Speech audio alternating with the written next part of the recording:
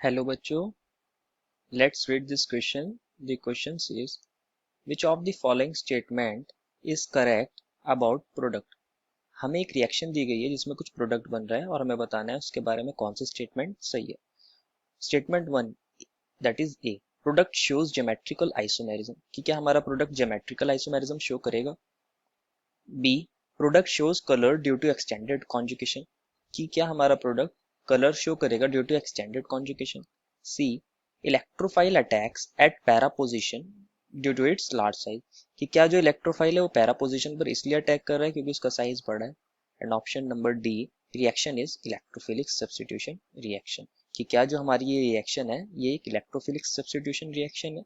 तो बच्चों ये जो हमारी रिएक्शन दी गई है इसमें बीडीसी की रिएक्शन फिनॉल के साथ हो रही है और एक प्रोडक्ट बनना है, तो it is an example of diazo coupling reaction. तो हमारा की कंसेप्ट यही होगा कि ये कौन सी रिएक्शन है, डायजो कपलिंग रिएक्शन। अगर हमें डायजो कपलिंग रिएक्शन का आइडिया होगा कि ये रिएक्शन कैसे होती है तो हम इस क्वेश्चन को इजीली सॉल्व कर लेंगे। तो let's see how this reaction takes place. तो हम लिखते हैं यहाँ पे हमें क्या मिला था, एक बीडीसी। बीडीसी मतलब बेंजीन डाइजोनियम क्लोराइड, इसको हम N2 पॉजिटिव दिखाते हैं और यहाँ पे Cl नेगेटिव दिखाते हैं। इसकी रिएक्शन हो रही थी हमारे फिनॉल के साथ, तो हम फिनॉल को ऐसे दिखाते हैं, यहाँ double bond double bond double bond, ये OH। और हमने लिया है एक base, base strong base. NaOH का काम क्या है, ये यहाँ से किसको निकालेगा, एसिड को निकालेगा, क्योंकि ये एक स्ट्रॉन्ग बेस है। तो ये हमारे फिनॉल में से इस वाले H को एक्सट्रैक्ट कर लेगा और यहाँ से Cl को निकाल देगा, ओवरऑल HCl निकाल देगा। तो हमें क्या मिलेगा यहाँ पे, हमें मिलेगा यहाँ बेंजीन रिंग जिसके ऊपर N2 पॉजिटिव है। क्या मैं N2 पॉजिटिव को ऐसे दिखा सकता हूँ, N ट्रिपल बॉन्ड N और इस वाले N के ऊपर पॉजिटिव चार्ज। साथ ही हमें मिला है एक फिनॉक्साइड आयन। मैं फिनॉक्साइड आयन को ऐसे ले डाउन वे में दिखा रहा हूँ, यहाँ डबल बॉन्ड, एक डबल बॉन्ड यहाँ, एक डबल बॉन्ड यहाँ और यहाँ पे O नेगेटिव चार्ज। अब होता क्या है, जो हमारा O नेगेटिव चार्ज है ये इस तरह यहाँ रिंग के साथ कॉन्जुगेशन करता है, ये पाई बॉन्ड यहाँ मूव करता है और ये वाला पाई बॉन्ड इस N पर अटैक करता है। जब ये वाला पाई बॉन्ड इस N पर अटैक करेगा तो जो हमारा N ट्रिपल बॉन्ड N है, ये वाला पाई बॉन्ड इस पॉजिटिव चार्ज पे शिफ्ट होगा और ये पॉजिटिव चार्ज खत्म हो जाएगा। तो हो क्या रहा है यहाँ पे, ये एज अ न्यूक्लियोफाइल काम कर रहा है क्योंकि यहाँ पे इलेक्ट्रॉन डेंसिटी रिंग के अंदर हाई है।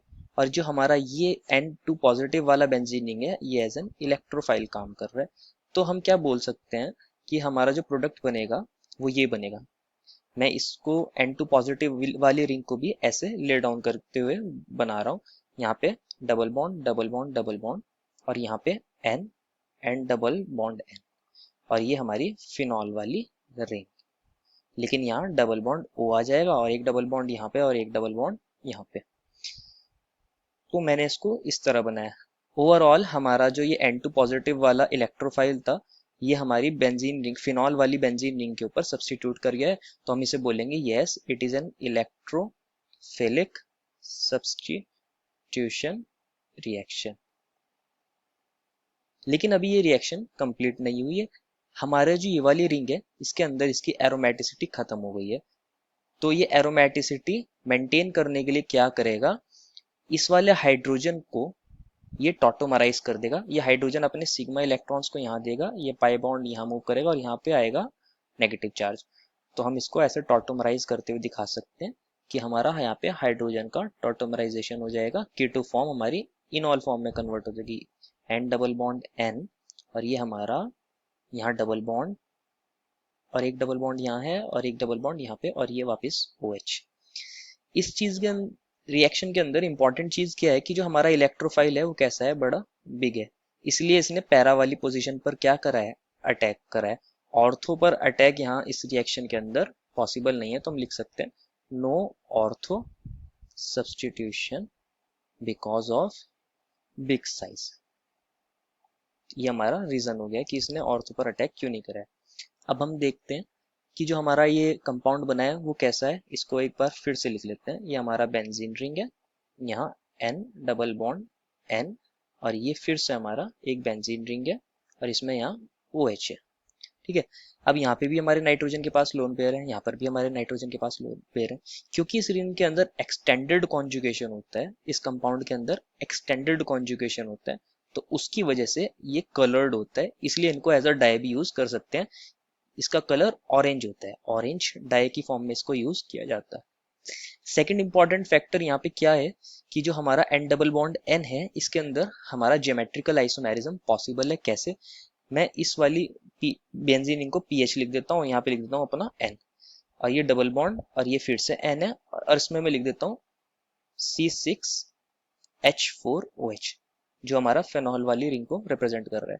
इसके अंदर क्या हो सकता है हमारा ज्योमेट्रिकल आइसोमेरिज्म? कैसे हो सकता है कि जो एन के लोन पेयर्स हो वो एक दूसरे की सिस पोजीशन पर हो, और ये वाला C6H4OH और ये वाला पीएच एक दूसरे के सिस हो, तो ये हमारा बन जाएगा सिस आइसोमेरिज्म।